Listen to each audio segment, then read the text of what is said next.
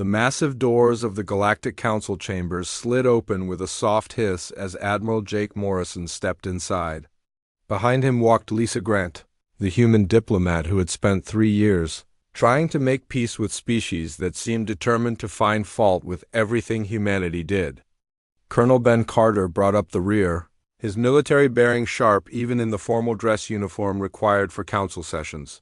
The chamber was enormous, built to accommodate representatives from 47 different species across the galaxy.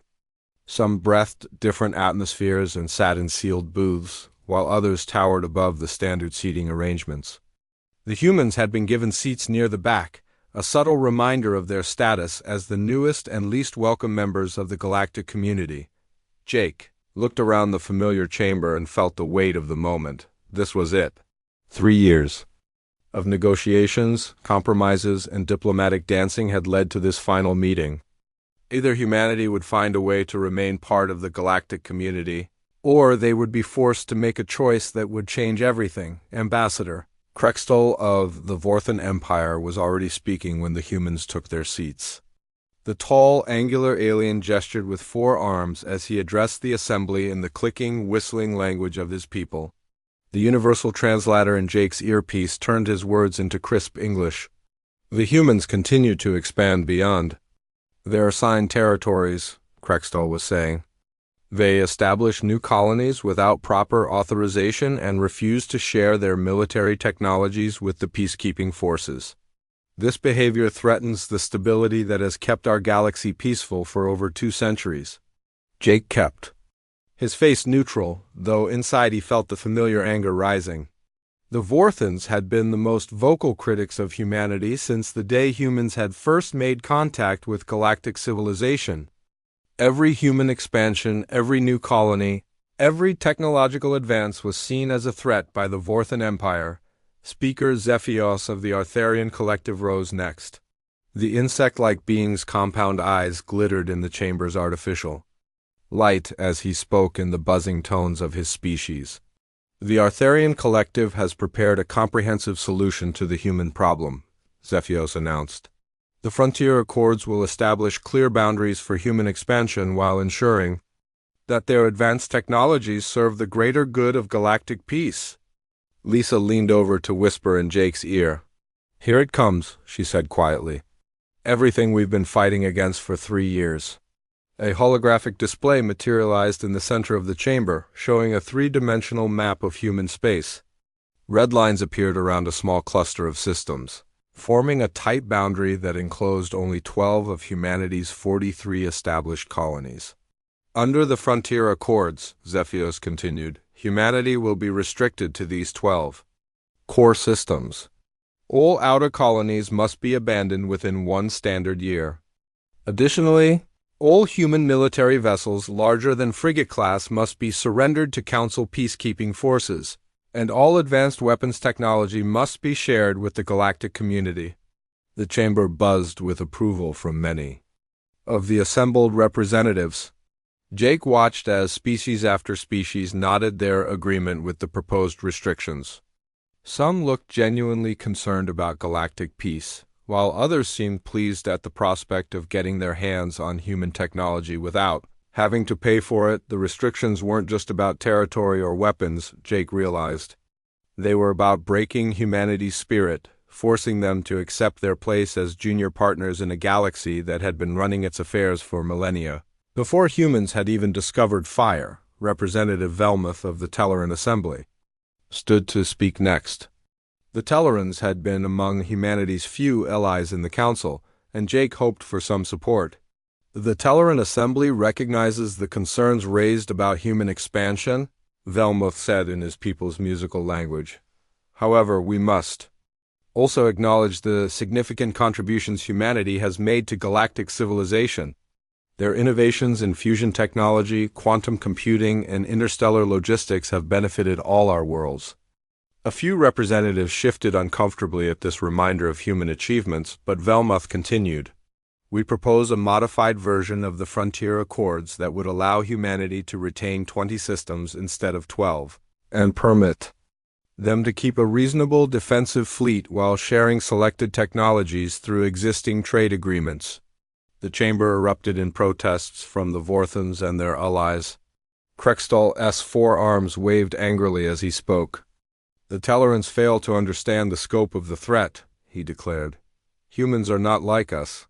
They do not seek harmony and stability. They push boundaries, challenge authority, and spread chaos wherever they go. Give them 20 systems today, and they will demand 40 tomorrow. Jake felt Ben tense beside him.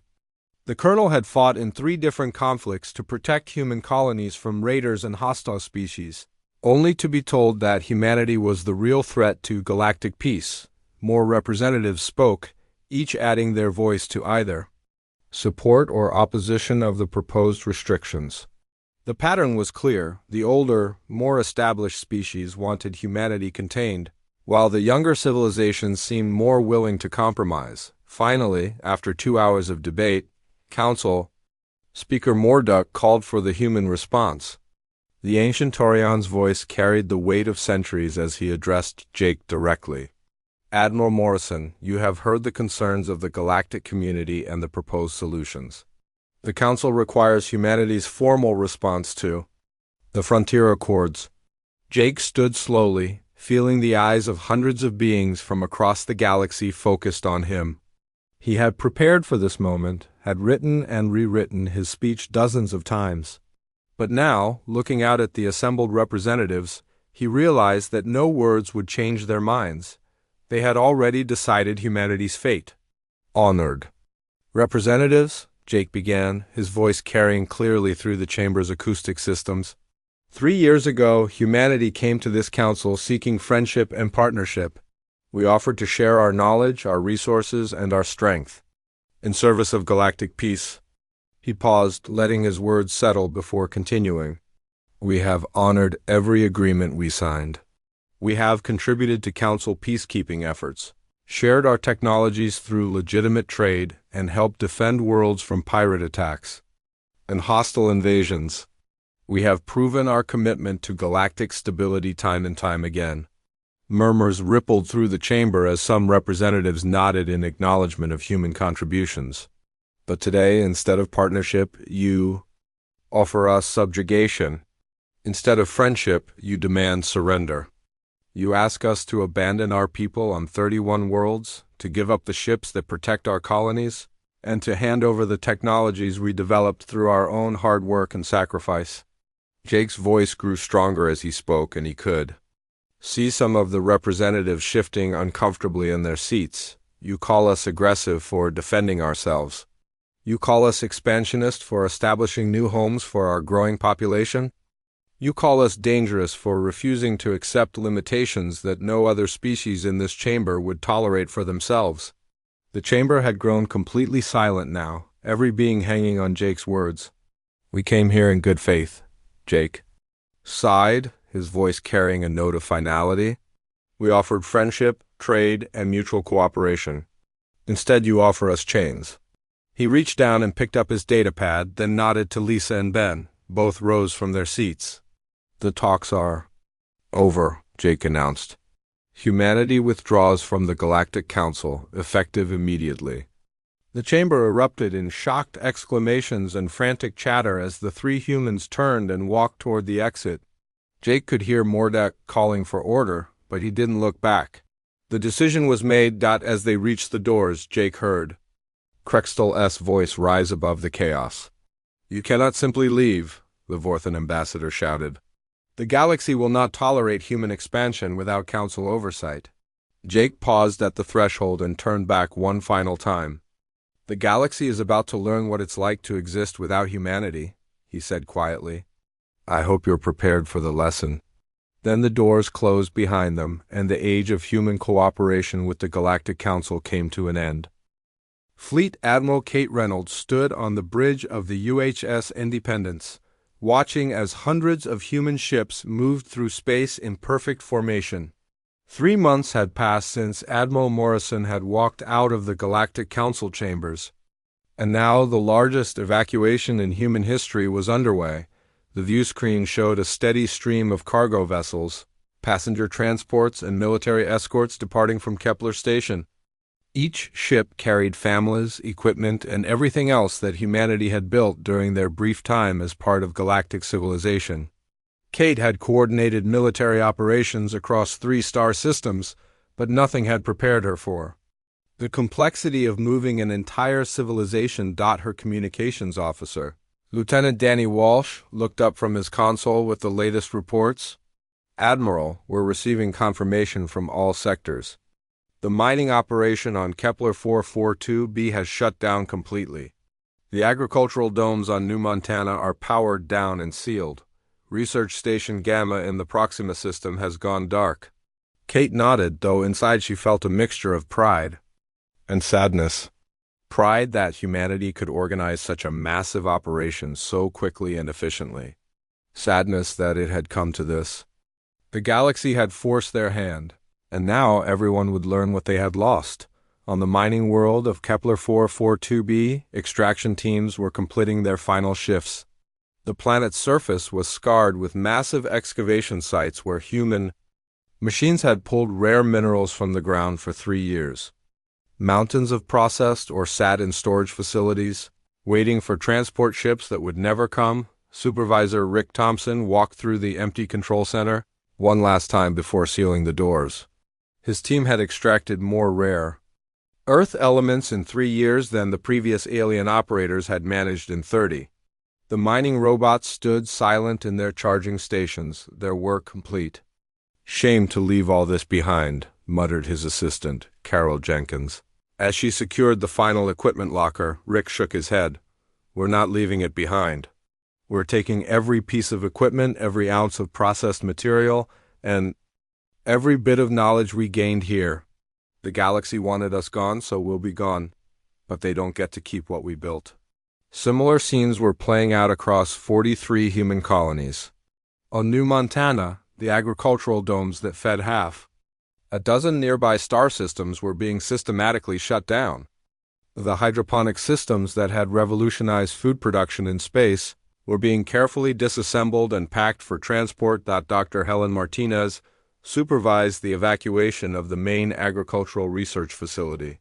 Her team had developed crop varieties that could grow in artificial environments with 90% greater efficiency than anything the galaxy had seen before. The alien worlds that had grown dependent on human food production would soon learn what it meant to go without. "Doctor, what about the seed banks?" asked her research assistant, pointing to massive storage containers filled with genetic material from thousands of plant varieties. "Everything comes with us," Helen replied firmly. "Every seed, every genetic sample, every piece of research data. If the galaxy wants to eat, they'll have to figure out how to grow their own food again." The most complex evacuation was taking place at Proxima Station, a joint research facility where human scientists had worked alongside alien colleagues for 2 years. Dr. Alex Turner, the facility's head of xenobiology, was overseeing the careful packing of equipment that had been used to study everything from quantum mechanics to dimensional physics. His Telleran colleague, Velmuth, watched with obvious distress as human researchers dismantled laboratories and sealed access to critical databases. "This is madness, Alex," Velmuth clicked through his translator. "Your quantum computing research is on the verge of a breakthrough. The dimensional physics team was about to publish findings that could revolutionize space travel. You cannot simply walk away from years of collaborative work." Alex paused in his inventory of research materials. He had grown to respect Velmuth over their months of working together, and he genuinely regretted having to leave their joint projects unfinished. "Velmuth, my friend, we offered to continue this work as partners," Alex replied quietly. "Instead, your council decided we were too dangerous to be trusted with our own discoveries. They wanted us to hand over our research and accept restrictions on our scientific advancement. But the knowledge we could gain together, we'll have." "To wait," Alex interrupted. "Maybe someday the galaxy will be ready for true partnership instead of domination. Until then, humanity will pursue its own path." The economic impact of the human withdrawal was immediate and severe. The Nexus trade network, which had relied heavily on human logistics and coordination, saw cargo deliveries delayed across 17 star systems. Human merchant ships that had formed the backbone of interstellar commerce simply vanished from space lanes. Captain Ryan Hughes of the cargo vessel Horizon's Edge was among the last human traders to leave Council space. His ship had run regular supply routes between the inner systems for 3 years, carrying everything from manufactured goods to rare minerals. Alien businesses had grown dependent on his reliable service and competitive prices. At his final stop on HFY, the docking supervisor, a multi-armed insectoid named Clicktar, pleaded with him to reconsider. Captain Hughes, your departure will leave 7 worlds without regular supply deliveries, Clicktar buzzed anxiously. The next available shipping company charges 40% more and can only guarantee monthly service instead of weekly. Ryan finished securing his cargo bay and turned to face the alien official. Clicktar, you've been straight with me since day one, so I'll be straight with you. This isn't about money or schedules. Your government decided that humans were too dangerous to operate freely in the galaxy. Well, now you get to find out what the galaxy looks like without human merchants keeping your trade routes running. As his ship prepared to depart, Ryan transmitted a message on the general commercial frequency that every trader in the sector would receive. Attention all vessels, this is Captain Hughes of the Horizon's Edge. As of today, human merchant services are suspended indefinitely in all Council space. It's been real, Galaxy. Don't call us, we'll call you. The message rippled through the commercial networks, reaching alien businesses and trade coordinators across dozens of star systems. Within hours, the economic tremors had begun. Admiral Kate Reynolds received the final reports as the last human ships prepared to jump to hyperspace. Every colony had been evacuated successfully. Every piece of equipment had been removed or secured. Every database had been wiped clean, and every facility had been sealed. Admiral, reported her navigation officer, all ships are ready for the final jump. Destination coordinates for the outer rim colonies are locked in. Kate looked out at the massive fleet assembled around her flagship. Nearly 1 million humans were leaving everything they had built in Council space to start fresh beyond the galaxy's borders. It should have felt like defeat, but instead Kate felt something she hadn't expected. Excitement. All ships, this is Admiral Reynolds, she announced over the fleet communication system. Today we leave behind a galaxy that feared our potential and tried to chain our ambitions. Tomorrow we build something better in the void between stars. She paused, looking out at the ships carrying humanity's future. All vessels, execute hyperspace jump on my mark. Let's show the universe what free humans can accomplish. The jump to hyperspace was simultaneous across the entire fleet, creating a brilliant display of light as nearly 10,000 ships vanished from Council space in perfect coordination. Within minutes, the last traces of humanity's presence in the inner galaxy had disappeared. Behind them, they left empty colonies, abandoned facilities, and a galaxy that was just beginning to understand what they had lost. The great human withdrawal was complete, but as the galaxy would soon learn, humanity's real story was just beginning. In the depths of space, far from the Council's reach, Admiral Kate Reynolds smiled as she watched her fleet emerge from hyperspace. Around humanity's first truly independent world, the galaxy had wanted them gone, and now they were free to become everything they had always been meant to be. The withdrawal was over. The real work could finally begin. Chief Counselor Mordek stared at the report spread across his desk with growing concern. 6 months had passed since humanity had withdrawn from galactic civilization, and the consequences were becoming impossible to ignore. The ancient Taurian had served on the Galactic Council for over 2 centuries, but he had never seen anything like this. The first report detailed the collapse of the Nexus trade network. Without human coordination and logistics, cargo delivery efficiency had dropped by 40% across the inner systems. Ships that had once arrived on schedule now wandered through space for weeks trying to find their destinations. Trade routes that had operated smoothly for decades were falling apart. The second report was even more disturbing. Food shortages had begun appearing on 17 worlds that had grown dependent on human agricultural technology.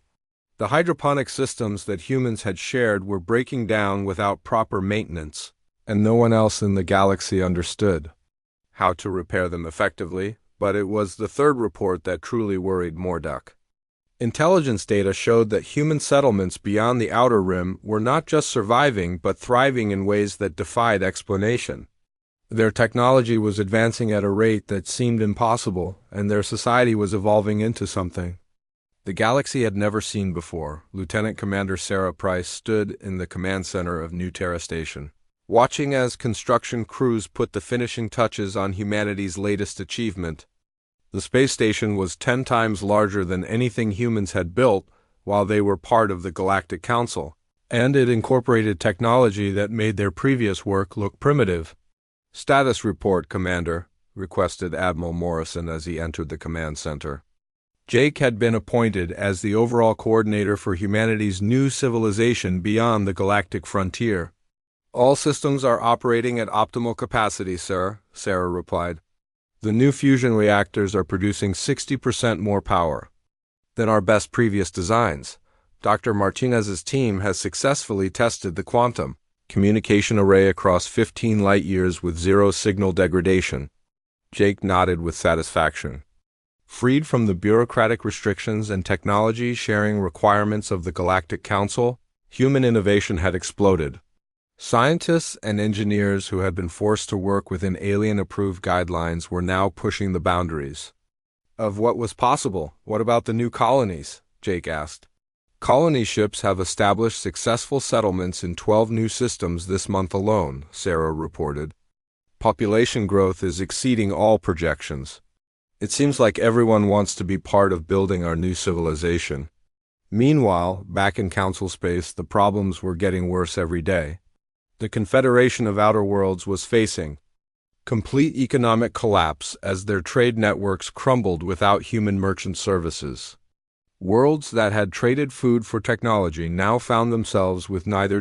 President Luis Garcia of the Outer World Colony of Esperanza called an emergency meeting with his cabinet as food riots broke out in the capital city. The planet had been completely dependent on human-grown crops, and their own agricultural systems had never been properly developed.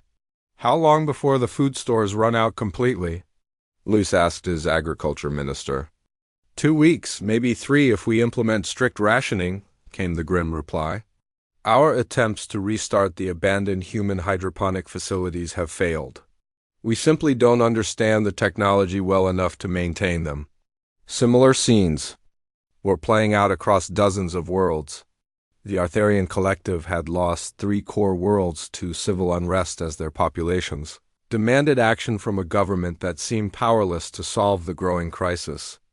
The Vorthan Empire, which had been most vocal about human aggression, was discovering what real aggression looked like as pirate raids increased by 300% along their border systems, the human security forces that had quietly kept the peace were gone, leaving a vacuum that criminal elements were quick to fill. Raiders who had previously avoided human-protected space were now striking at will against defenseless colonies. Commander Krextel of the Vorthan Third Fleet found himself facing an enemy he had never expected to encounter. His force of 12 heavy cruisers was under attack by a pirate fleet that had grown bold in the absence of human patrols. "Sir, the raiders are using hit-and-run tactics," reported his tactical officer. "They strike our outer colonies and disappear before we can respond. They know our patrol schedules and seem to have detailed intelligence about our defensive positions." Krextel watched helplessly as another Vorthan colony reported an attack. His ships were designed for conventional warfare, not the kind of rapid response missions that humans had specialized in. The raiders were exploiting weaknesses in galactic defenses that had been covered by human flexibility and quick thinking. "How many colonies have we lost this month?" Krextel asked grimly. 17, sir. The pirates seem to know exactly which systems are most vulnerable. Dr. Helen Foster worked in her laboratory on Haven Colony, humanity's newest research settlement, completely unaware that her former colleagues in the galaxy were struggling with problems she had solved months ago. Her team had developed medical technology that could extend lifespans by decades and cure diseases that had plagued galactic civilization for centuries. "Doctor, we're ready to begin testing the new genetic therapy treatments," announced her research assistant Mike Santos. The preliminary results suggest we can eliminate 90% of known genetic disorders. Helen smiled as she reviewed the data. Working without the ethical restrictions imposed by various alien cultures, human medical research was advancing at an incredible pace. They were developing cures for diseases that the Galactic Council had declared incurable due to religious or cultural objections from member species. The breakthrough that truly shocked the galaxy came when long-range sensors detected human ships moving through space at speeds that violated known physics. Engineer Nicole White had led a team that cracked the secret of dimensional folding, allowing human vessels to travel distances in hours that took other species weeks. The first public demonstration of human technological advancement came when Captain Tony Clark's exploration ship, the Pathfinder, appeared in 17 different star systems simultaneously. Each appearance lasted only minutes, but long enough for alien sensors to detect and record. Chief Counselor Mordock called in emergency session of the full council as reports of human technological leaps continued to pour in. The chamber that had once voted to restrict human expansion was now filled with worried representatives trying to understand how humanity had advanced so quickly. The intelligence reports are clear, Mordock announced to the assembled delegates. Human civilization is not merely surviving beyond our borders. They are advancing technologically at a rate that surpasses anything in recorded galactic history. Ambassador Krextel, who had been most vocal about containing human expansion, now looked genuinely frightened as he spoke. "How is this possible?" he demanded. 6 months ago, they were subject to our oversight. Now they possess technology that makes our most advanced systems look primitive. Speaker Zephios of the Arthurian Collective buzzed nervously as he addressed the assembly. "Perhaps we underestimated the restrictive effect our regulations had on human innovation," he admitted reluctantly. Without council oversight limiting their research, they appear to have unleashed their full potential. The uncomfortable truth was settling over the chamber like a dark cloud. The very restrictions they had imposed to contain human advancement had been the only thing holding humanity back. Now, freed from galactic bureaucracy and artificial limitations, humans were becoming something unprecedented. The reports continued to arrive daily. Human colonies were producing more resources per capita than any world in the galaxy. Their industrial output had increased by 400% in just 6 months. Most remarkably, they had achieved complete energy independence through fusion. Technology that was generations ahead of anything in council space, but perhaps the most unsettling development was social. Human society itself was evolving rapidly, developing new forms of government and social organization that seemed to solve problems other species considered impossible. Crime rates in human space had dropped to nearly zero, not through oppression, but through social innovations that eliminated the root causes of criminal behavior. As Mordock reviewed the latest intelligence summary, he realized that the galaxy had made a terrible mistake. They had forced humanity to leave, expecting them to struggle and eventually return begging for readmission to galactic civilization. Instead, humanity had used their exile to become something far beyond what they had been as council members. The species that had once sought partnership was now advanced enough that they might not need the galaxy at all. Looking out at the worried faces of his fellow council members, Mordock understood that the balance of power in the galaxy had fundamentally shifted. The question was no longer whether humanity would return to galactic civilization, but whether galactic civilization was advanced enough to deserve humanity's attention. The silence from human space was screaming a message that the galaxy was finally beginning to understand they had not cast out a troublesome junior member. The alarm bells rang throughout the Galactic Council headquarters as emergency reports flooded in from across the galaxy. A year had passed since humanity withdrew from galactic civilization, and what had started as economic problems had grown into a full crisis that threatened the stability of dozens of worlds. Ambassador Helen Clark stood on the observation deck of Haven Colony, watching construction crews put the finishing touches on humanity's newest starship design. She had once been humanity's representative to the Telleran Assembly, spending countless hours trying to build bridges between human and alien cultures. Now she served as the Colonial External Affairs Coordinator, a position that mainly involved politely declining requests from her former colleagues. Her communication console chimed with another incoming message from galactic space. This one came from the Hegemony Council, the third desperate plea she had received this week. Helen read the message with a mixture of sadness and irony. Urgent request for humanitarian assistance. Food shortages affecting 12 million citizens across 7 worlds. Request immediate aid shipments and technical support for agricultural systems. Helen archived the message along with dozens of similar requests from species that had once considered humanity too dangerous to be trusted with full galactic citizenship. The transformation was remarkable. The same governments that had voted to restrict human expansion were now begging for help. The crisis had reached a breaking point when the Scourge launched their massive offensive against the Rim territories. The nomadic raiders had been contained for decades by a combination of galactic defense forces and human rapid response fleets. With humanity gone, the Scourge had grown bold and organized, launching coordinated attacks across multiple star systems. General Carl Peters received the intelligence reports at his command center on New Terra. The former human liaison to the Galactic Defense Forces now commanded the Colonial Defense Force, responsible for protecting humanity's growing network of independent settlements. "Sir, the Scourge offensive has overwhelmed 17 systems," reported Colonel Nancy Williams, his chief of staff.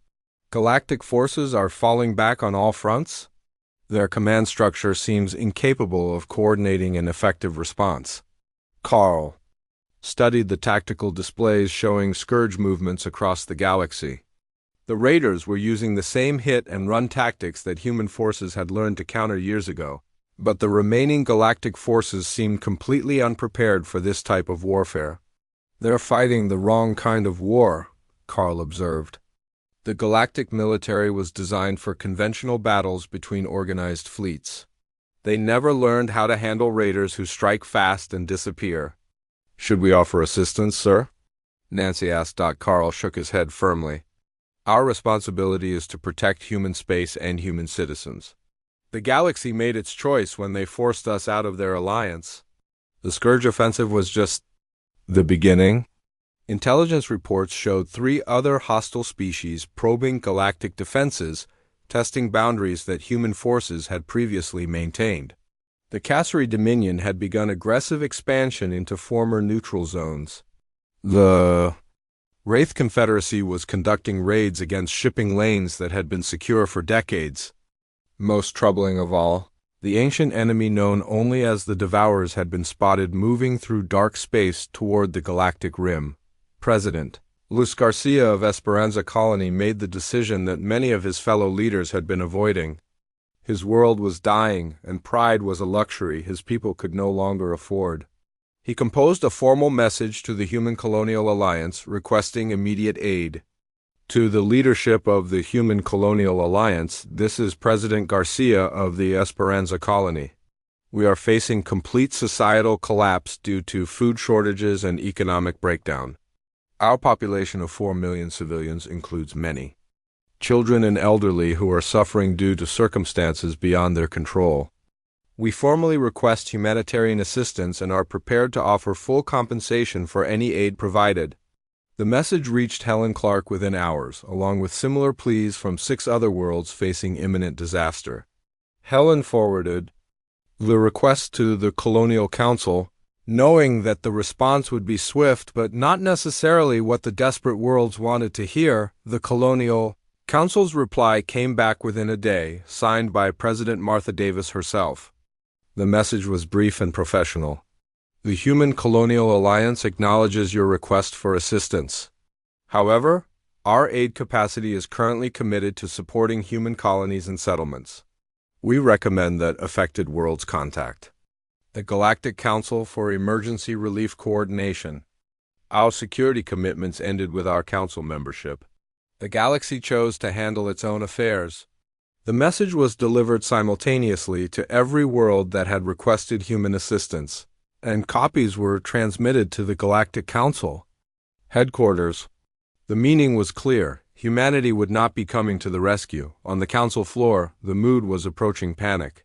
Speaker Zephios of the Arthurian Collective addressed an emergency session as reports of new crises arrived. Every hour. The situation has moved beyond economic difficulties, he announced to the assembled representatives. We are facing the potential collapse of galactic civilization as we know it. Without human logistics, our trade networks have failed. Without human security forces, our borders are being overrun. Without human innovation, our technology is stagnating while theirs advances beyond our comprehension. Ambassador Krextile of the Vorthan Empire, who had been humanity's harshest critic, now found himself in the uncomfortable position of admitting the truth that everyone could see. We made a serious miscalculation, he said quietly. We assumed that humanity needed us more than we needed them. We believed that forcing them to conform to our standards would make the galaxy safer and more stable. And now? Asked Counselor Mordock. Now we are learning what the galaxy looks like without human protection, human innovation, and human determination to solve problems that the rest of us consider impossible. The economic data painted a grim picture. 47 worlds were reporting food shortages. Industrial production had dropped by 30% across the inner systems. Interstellar commerce was operating at less than half of its pre-withdrawal levels.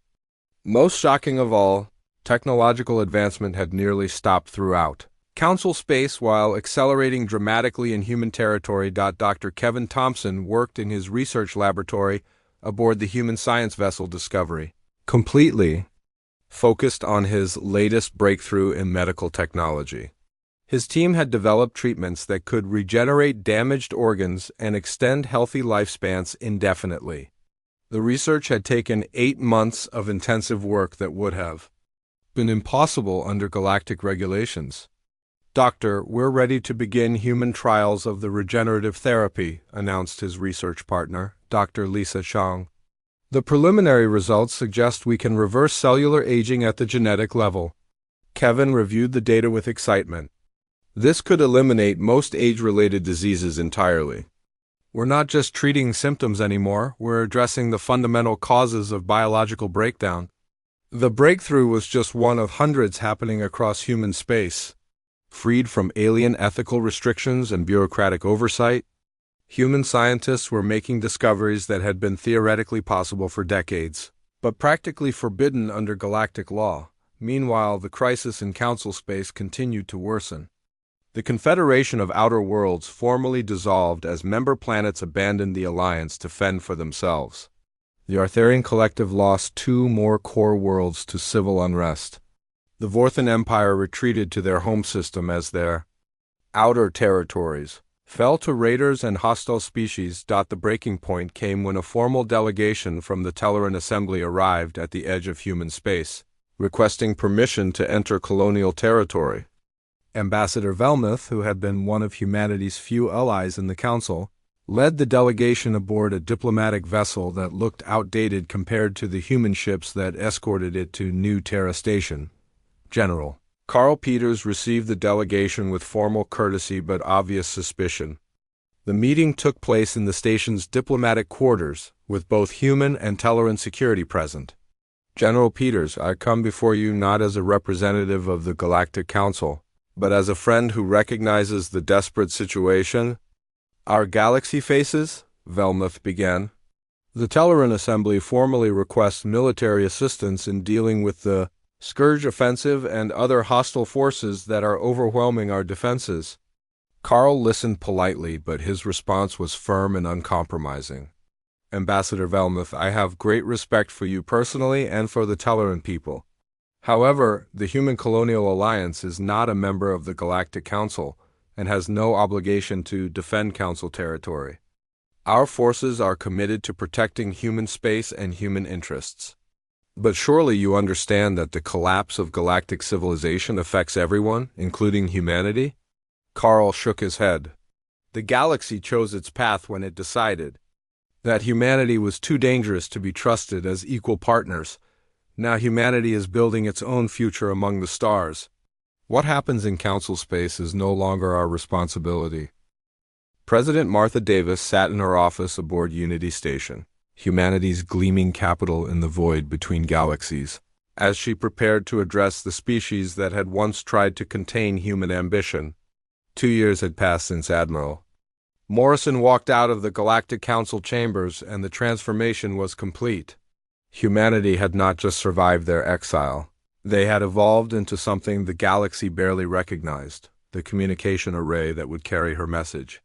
To the Galactic Council represented technology that was decades ahead of anything in Council space. Dr. Steve Martinez had perfected quantum entanglement communication that could transmit data instantly across unlimited distances, making the galaxy's primitive hyperwave networks look like children's toys. Martha reviewed the statistics one final time before beginning her broadcast. The numbers told a story that even she sometimes found hard to believe. The Human Colonial Alliance now encompassed 47 star systems, each more advanced and prosperous than the last. Their population had grown by 60% as refugees from failing galactic colonies sought new lives in human space. Most remarkably, they had achieved something the galaxy considered impossible, a completely post-scarcity economy, where every citizen had access to unlimited energy, food, and resources. The transformation screen activated, and Martha knew that her image was appearing simultaneously in the Galactic Council chambers, in government buildings across dozens of worlds, and on public networks throughout the galaxy. The woman they saw looked confident and relaxed, a stark contrast to the desperate politicians pleading for aid from their crumbling worlds. "Citizens of the galaxy," Martha began, her voice carrying clearly across the vast distances of space. 2 years ago, your representatives offered humanity a choice: accept limitations on our expansion, surrender our advanced technologies, and become junior partners in your galactic alliance. We chose a different path. In the council chambers on SciFiPrime, the assembled representatives listened with growing unease. Chief Counselor Mordek had aged visibly during the 2 years of crisis that followed humanity's withdrawal. The Torian leader knew that every word of Martha's speech was being broadcast to populations that had grown increasingly desperate as their governments failed to solve mounting problems. "You asked us to limit ourselves to 12 systems," Martha continued. "We now control 47, with new colonies being established every month. You demanded our military technology. We have developed weapons and defenses that make your most advanced systems look like primitive tools. You wanted us to be junior partners in your alliance. We have built our own civilization that surpasses anything the galaxy has achieved." The statistics she presented were staggering and impossible to dispute. Human colonies were producing more food per capita than any world in the galaxy, using agricultural systems that could grow crops in environments previously considered uninhabitable. Their industrial output had increased by 400% through automated manufacturing that required no manual labor. Most remarkably, they had solved the energy crisis that had plagued galactic civilization for centuries through fusion. Reactors that produced unlimited clean power. Captain Jennifer Scott stood on the bridge of the exploration vessel Horizon as it emerged from dimensional space near a previously unknown star system. Her ship represented the pinnacle of human engineering, capable of traveling vast distances in minutes using technology that folded space itself. The vessel's sensors automatically began cataloging the planets and resources in the system, while defensive systems remained alert for any threats. "Captain, we're detecting signs of an abandoned alien settlement on the third planet," reported her science officer, Lieutenant Mark Taylor. "The structures appear to be Cassari in origin, but they've been empty for at least 50 years. Jennifer nodded, unsurprised by the discovery. Human exploration teams had found dozens of abandoned alien colonies during their expansion beyond the galactic rim. Species that had once been powerful enough to threaten galactic security were now struggling to maintain their existing territories, let alone establish new ones. "Begin standard settlement protocols," Jennifer ordered. "This system will make an excellent location for our next agricultural world." Back in her office on Unity Station, Martha continued her address to the galaxy. She had reached the part of her speech that she knew would shock the galactic leadership most. "The Human Colonial Alliance is not interested in rejoining the Galactic Council," she announced. "We have moved beyond the need for your approval or your alliance. However, we are prepared to establish formal diplomatic relations with any species, willing to treat us as equals rather than subjects to be managed." The reaction in the council chambers was immediate and chaotic. Representatives from 17 different species began speaking at once, their voices overlapping as translators struggled to keep up. Some demanded to know what humanity meant by equals, while others frantically requested immediate diplomatic contact. Ambassador Krextile of the Vorthan Empire, who had spent 2 years watching his civilization crumble without human protection, stood to address the assembly. The proud warrior looked defeated as he spoke. "The Vorthan Empire formally requests immediate diplomatic relations with the Human Colonial Alliance," he announced. "We are prepared to negotiate new agreements based on mutual respect and equal partnership." His words triggered an avalanche of similar requests. The Telleran Assembly, the Hegemony Council, the Artharian Collective, and even smaller species that had barely participated in the original restrictions all requested immediate contact with human representatives. Martha smiled as reports of the galactic response reached her through the quantum communication network. She had expected the reaction, but the desperation was even greater than human intelligence had predicted. To those species requesting diplomatic contact, human representatives will arrive at designated locations within 1 standard month, Martha continued. "However, let me be clear about the terms of these negotiations. Humanity will not be returning to the status quo. We will not be rejoining galactic institutions that proved incapable of treating us fairly. We will establish new relationships based on mutual benefit and respect, or we will continue on our own path." The implications of Martha's words were sinking in throughout the galaxy. Humanity was not coming back to save them. Instead, the galaxy would have to prove itself worthy of human partnership. Engineer Nicole White worked in her laboratory on the research world of innovation, completely focused on her latest breakthrough in dimensional physics.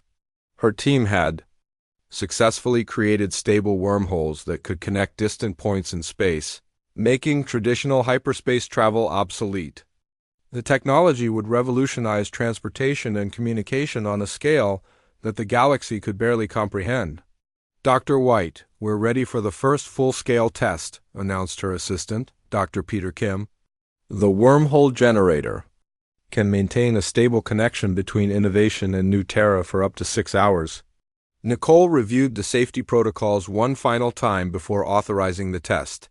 The ability to create instant transportation links between star systems would transform human civilization even further, making their already vast territory effectively a single interconnected community. As Martha concluded her address to the galaxy, she looked out at the stars visible through her office windows. Each point of light represented possibilities that humanity was free to explore without asking permission or accepting limitations imposed by species that feared human potential. The talks broke down because the galaxy was not ready for true partnership, Martha said in her closing remarks. Humanity walked away because we refused to accept a future limited by others' fears. The galaxy panicked because you finally understood what you had lost. She paused, letting her words settle before continuing with the statement that would define humanity's relationship with galactic civilization for generations to come. "We are no longer the species that sought your approval or craved your acceptance. We have become something greater than what we were, something that the galaxy helped create by forcing us to discover our true potential. The question now is not whether humanity will return to galactic civilization, but whether galactic civilization has evolved enough to deserve partnership with humanity." The transmission ended, leaving the galaxy to contemplate a future where humanity held all the advantages and made all the choices. The species that had once feared human expansion now faced the reality that human expansion had made them irrelevant to humanity's future. Admiral Jake Morrison, now commanding the colonial fleet from his flagship Determination, watched as human ships moved freely through space that had once been forbidden to them. The galaxy had tried to chain human ambition and had instead unleashed human potential. The talks had broken down. Humanity had walked away, and the galaxy had panicked. But in the end, it was humanity who had the last word, spoken not in anger or spite, but in the simple demonstration of what free humans could accomplish when no one was holding them back. The future belonged to those bold enough to seize it, and humanity had proven beyond any doubt that they were exactly that bold.